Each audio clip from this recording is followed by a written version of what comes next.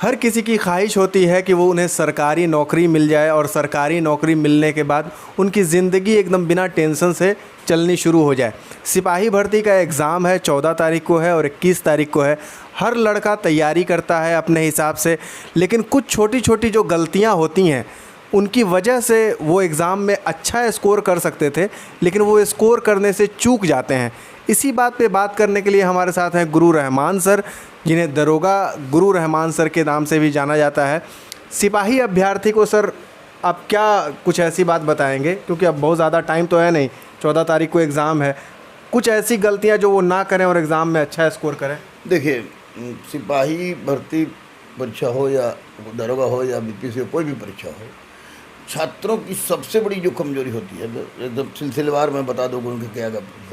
जैसे जैसे परीक्षा नज़दीक, परीक्षा का डेट नज़दीक आता जाता है, अब तो परीक्षा क्लियर हो गया कि 14 और 21 को परीक्षा होगी, तो सबसे पहली जो समस्या उभर कर आती है वो आती है कि कुछ ग्रुप्स, जिसको सेटरबाज भी नहीं कह सकते, क्योंकि सेटरबाज भी वो नहीं होते हैं, लेकिन सेटरबाजी का नाटक करते हैं, वो ग्रुप आ जाते हैं एकदम साबुन के बुलबुला के जैसा, और सामने आके वो चाहते हैं कि येन केन प्रकार किसी भी तरह से मूर्ख बना के, उल्लू बना के 10,000, 20,000, 30,000 रुपया एडवांस लेके क्वेश्चन दे देंगे के नाम पर 10-20,000, 25,000 लेके तो चारों पाँच कैंडिडेट अगर पकड़ा गया तो उन्हें 1-8 लाख रुपये की आमदनी हो जाती है। बच्चों को पास सबसे बड़ी समस्या, इसलिए उन बच्चों को जो इस पर विश्वास करते हैं उनसे हाथ जोड़कर विनती करेगा गुरु रहमान कि उनके संपर्क में ना आए, क्योंकि वो बिल्कुल ही गलत हैं, बिल्कुल ही गलत है।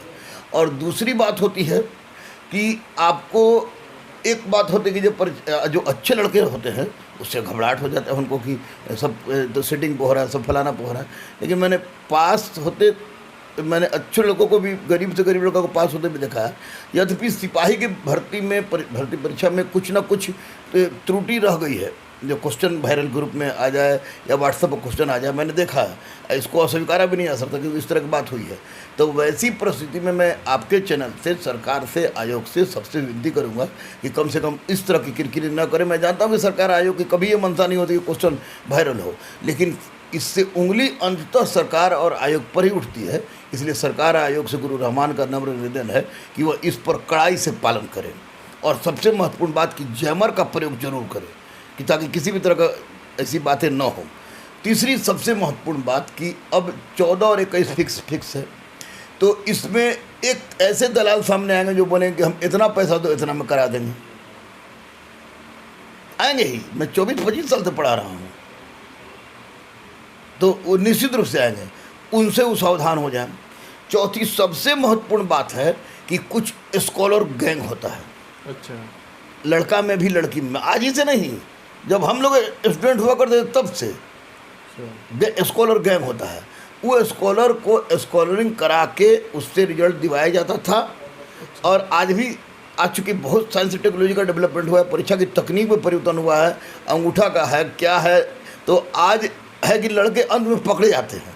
लेकिन चूंकि सेटरबाज इतने चालाक होते हैं कि वो लड़के के दिमाग में इस तरह की बात भर देते हैं कि देखो, हम तुम्हारे यहाँ से लेकर वहाँ तक, यानी परीक्षा देने से लेकर तुम्हारे लास्ट तक, तुम्हारे पास कराने तक तुम्हारे साथ रहेंगे, और तुम परीक्षा दे दो, ये सेटर बैठवा दो, ये करा, इसको तुम्हारा करा देते हैं, तुम इतना पैसा दो, दौड़ जाना, दौड़ जाए, फिजिकल तुम ठीक रखो। आगे हो सकता है जो परीक्षा देकर निकाल रहा है उसका फिजिकल ठीक ना हो, तो इस तरह के चक्कर में इस बार 650 सरकारी आंकड़ा हमेशा जिनून नहीं होता है, 650 बच्चे जेल चले गए, और जेल चले गए तो निश्चित रूप से उनका करियर बर्बाद हो गया।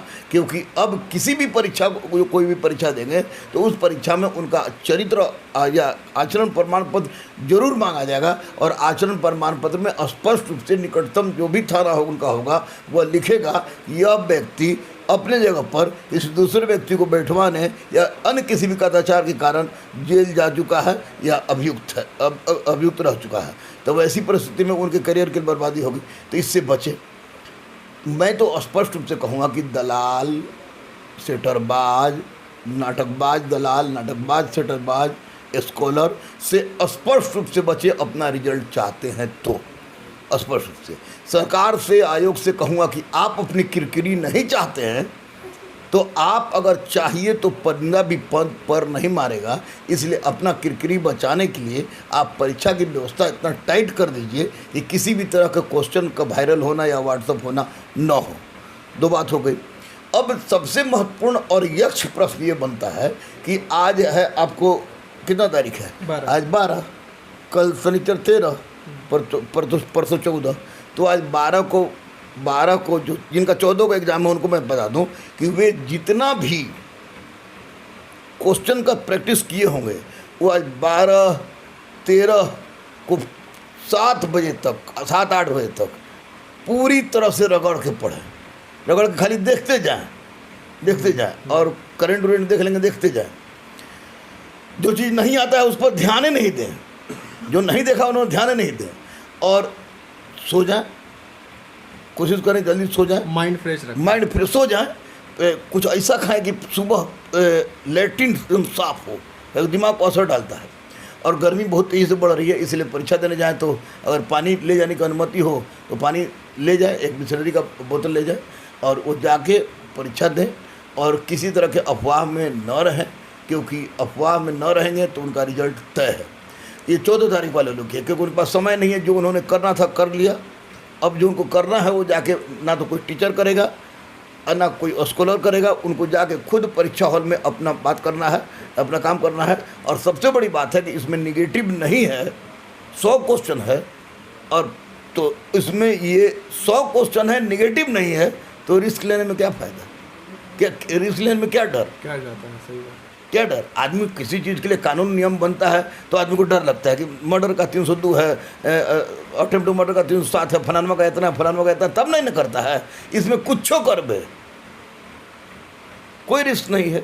इसलिए इत्मीनान से वो आपको रिस्क ले और क्वेश्चन 100 क्वेश्चन सोल्व करें। जो क्वेश्चन छोटा हो याद रखेंगे। देखिए कुछ चारों चॉइस में सबसे बड़ा आंसर कौन है, जो बड़ा आंसर होगा उसको मारेंगे। जो बड़ा आंसर होगा देखेंगे कि सबसे छोटा चॉइस कौन है, उसको मारेंगे। देखेंगे 3 में रूट है, किसी में रूट नहीं, कोई बिना रूट के है, उसको मारेंगे। देखेंगे कहीं पर सब में अंक लिखा हुआ है, कहीं 0 है, कहीं इनफाइनाइट है, तो उसको मारेंगे। देखने से लग जाता है कि ये होना चाहिए, या दिमाग में देखने के बाद तुरंत जो सबसे पहले आता है, हाँ, या आपको देखिए तुरंत लगेगा यही है, फिर तुरंत माया, चूंकि माया है तुरंत तड़ाक से आएगा, नहीं बी होगा। नहीं तो जो पहली बार दिमाग में आया उसको तड़ाक से मारे। हमारा साइंस भी कहता है ये हो जाएगा। उसके बाद जब ये परीक्षा दे लें तो परीक्षा दे ये सब कब करें? जब अपने OMR सीट को बढ़िया से 5 से 10 मिनट लगा के एकदम रोल नंबर, गोल का जो कुछ भरना है, जो लिखना है, जो ठप्पा वाला है, उस सब को एकदम आराम से कर ले। 1-2 बार देख ले, 1-2 बार देख ले। 1-2 बार देखने के बाद देखने लगेगा कि बढ़िया हो गया तो हिंदू हो तो गायत्री मंत्र का जाप करें, मुस्लिम हो तो ला इलाहा इल्लल्लाह अंत सुभान का इन्नी कुन्तु मिनज़ जालिमीन पढ़ें और लग जाए, हो जाएगा उनका। मैं दावे के साथ कह रहा हूँ। जब ये इनका हो जाएगा तो चुपचाप बाहर चलाएं, अच्छा से देख के कोई गड़बड़ी नहीं है, टेक्निकल फॉल्ट नहीं है, दे दें। उसके बाद आ जाएं, परीक्षा अगर जैसा मार्क्स के उस हिसाब से अपना दौड़ना शुरू कर दें। और उसके बाद जो 21 तारीख को परीक्षा होने वाला है, वो लड़के क्या करें कि 14 तारीख वाले का जो परीक्षा हुआ है उससे उनको ट्रेंड पता चल जाएगा, तो उसको देखें। और जितना सेट उन्होंने प्रैक्टिस सेट कर लिया है, जैसे मेरा संदर्भ का है, विद्यासागर का है, किरण का है, आपको KBC नैनो का है, तो जितना उसका प्रैक्टिस मेरा ही कर, इसलिए कि मैंने मेहनत की उसमें, या किसी के कर सकते हैं, लेकिन करे सेट खूब जम के बनाए, सेट बनाए, करंट पढ़ें, नया कुछ मत पढ़ें। अब फिर वो उसी तरह का सारा कार्य करें जो आपको कल 14 वाला करेंगे, और जाएं परीक्षा दें। OMR सीट को बढ़िया से सोच समझ कर भरे, रिस्क लें। दलाल, सेटरबाज, स्कॉलर के चक्कर में न पड़े। मैं दावे के साथ कहता हूं कि उनका रिजल्ट हो जाएगा, उनका रिजल्ट हो जाएगा। बहुत अच्छे से एक्सप्लेन किया दरोगा गुरु रहमान सर ने। और यही होती है एक अच्छे शिक्षक की, यही होती है पहचान कि वो अपने छात्र को किस तरीके से मोटिवेट करते हैं। इन्होंने सारी बात बताई, आपने सारी बात सुनी, आपका बहुत बहुत धन्यवाद। आप अगर फेसबुक पे हमारे चैनल को देख रहे हैं तो फेसबुक पेज को लाइक करना बिल्कुल भी नहीं भूलें। और अगर हमारे चैनल में नए हैं यूट्यूब पे तो चैनल को सब्सक्राइब कर लीजिए। अभी के लिए फ़िलहाल इतना ही, धन्यवाद।